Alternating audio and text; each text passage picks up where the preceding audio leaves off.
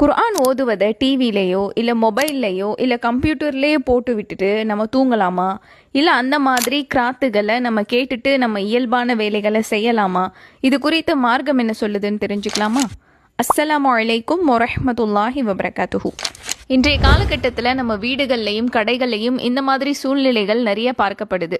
டிவிலேயோ இல்லை ஃபோன்லேயோ இல்லை கம்ப்யூட்டர்லேயோ குர்ஆனை ஓத விட்டுறாங்க. ஓத விட்டுட்டு அவங்களுடைய அன்றாட வேலைகளை பார்க்குறாங்க. கேட்டால் நாங்கள் குர்ஆனை ஓதுறதை கேட்குறோம் அப்படின்ற மாதிரியான பதில் சொல்கிறாங்க. இந்த மாதிரி செய்வதனால அவங்களுடைய வீட்டுக்கோ கடைக்கோ ரஹ்மத்தும் பரக்கத்தும் அல்லாஹுடைய அருளும் கிடைக்கும் அப்படின்னும் நம்புகிறாங்க. ஆனால் அல்லாஹ் பாதுகாக்கணும். இது குர்ஆனில் தடை செய்யப்பட்ட ஒரு செயலாகும். குர்ஆன் அப்படிங்கிறது அல்லாஹ்வின் வார்த்தைகளாக இருக்கு. அது நம்ம எல்லாருக்குமே தெரியும். அப்படிப்பட்ட அல்லாஹுடைய வார்த்தைகளை நம்ம கேட்கும்போது முதல்ல நம்ம அதுக்கு செலுத்த வேண்டிய கண்ணியம் அப்படிங்கிறது அதை செவி தாழ்த்தி கேட்கணும்.